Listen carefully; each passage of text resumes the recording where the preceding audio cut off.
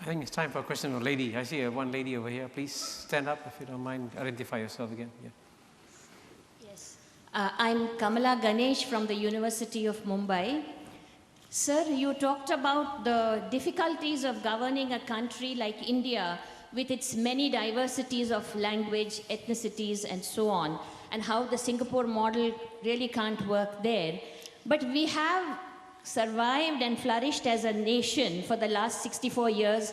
With all those diversities, we have somehow managed to maintain our borders and sovereignty and so on. You are known for having exploited Singapore's particular location and particular advantages. You have leveraged it from a third world to a first world country. If you were at the helm of affairs in India today, how would you use the existing situation, the chaos, the diversity? How would you play with it to move it somewhere else? They're still wanting to find a solution for India. First, what sort of Indian will I be? A northern Indian? A southern Indian? Because that identifies you with the interests of a particular group. Or a Bombay Indian, which is the most cosmopolitan of all. But it may well be that the Bombay Indian doesn't represent any Indians at all. So it's a problem which India has to face.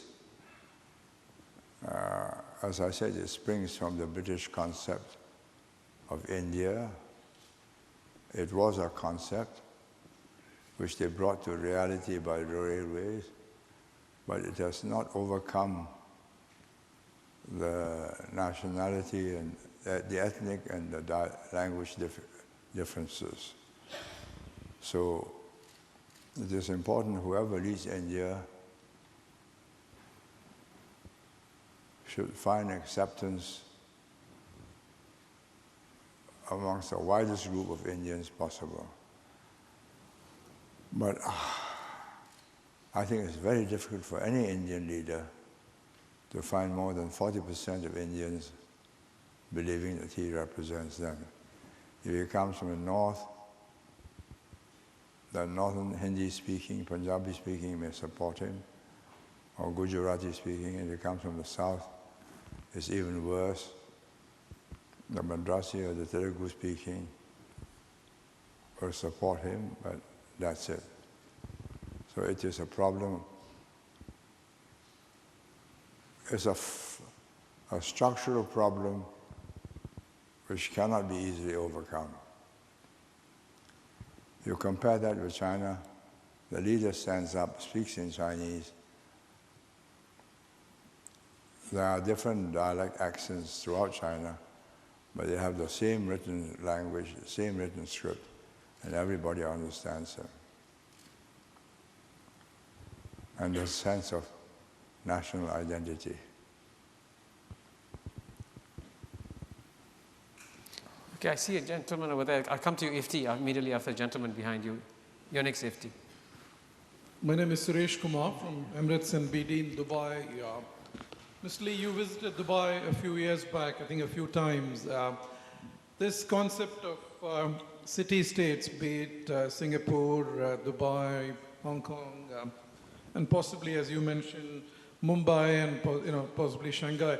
Do you see a concept of cities of these nature, cosmopolitan cities, being the catalysts or elements of change in larger neighborhood, larger regions, countries?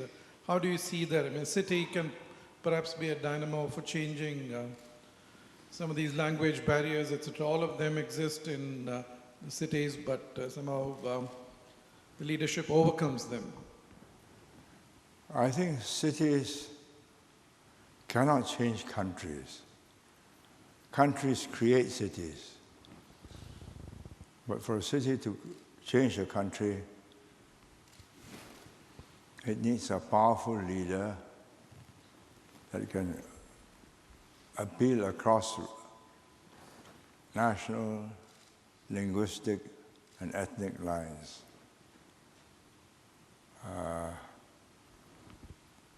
I don't think I'm devaluing Manmohan Singh's integrity and ability, but I would seriously doubt whether he has the same appeal for the South Indian as he would have for the Northern Indian. That's a reality that has to be faced all the time. Okay. Ambassador Iftikhar Chowdhury, and then I'll come to this side. I see some hands here.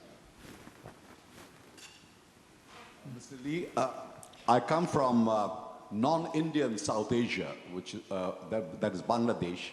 It's a country of, as you know, 160 million people, and rapidly transforming itself. We've heard over the last 2 days how in terms of growth, 6% over the last few years, women's empowerment, poverty alleviation. And in that country, there is tremendous admiration for you, sir, and the Singapore paradigm. I've heard you say to Charlie Rose, and you've said today also this afternoon, that you've used the English language as a tool for change. We have that in common between Singapore and Bangladesh. But the problem, of course, in Bangladesh is that the language competes with a very strong local cultural heritage, including the local language. So, sir, what would be your advice to us? Should we seek a balance between the two, or should we opt preponderantly for the English language as a tool for change in the future? I don't think you can change the language of a whole country. You might get an English-speaking elite in Bangladesh of, say, 5%, or at most 8%, and that 8% can't change the rest of the 92%. So it's not possible for the elite, which is educated in a different language, to change the language of the majority. Now, what we have done in Singapore is to turn the equation the other way around. We are using English as our first language, and we teach our mother tongues as our second language. So everybody, Chinese, Indians, Malays, whatever, compete on a level playing field. It's a language foreign to every one of them, so nobody can claim that he has an advantage. But at the same time, for reasons of keeping your roots, your sense of history, your sense of identity, we teach as much of the second language as they can cope. And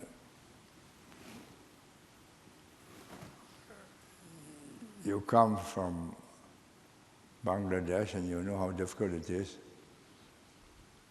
to get the English language accepted by more than, say, 5–7% of the population. To reverse that and make everybody speak English and learn Bangladeshi or Bengali as a second language is an impossibility. We did it because we were a small country, and we did it gradually over a period of 50 years. Not by coercion, because that would not have worked. We allowed the market to settle the problem. We had English schools teaching mother tongues as a second language. We had mother tongue schools teaching English as a second language. And the marketplace decided that if you learn English as a first language, you got the better jobs. So parents moved their children from native language schools using English as a second language to English language schools using native languages as a second language. And that's how it was done. Not by edict, not by order of the government, not by legislation, but by allowing the marketplace to influence the choice of parents and students. You can't do that for Bangladesh. I mean, 90+% speak Bengali, and you can't suddenly make them speak English. You are imprisoned by your history. Well, imprisoned may be the wrong word. You are a captive of your history. And you cannot break out of it without the severe loss of sense of self and identity.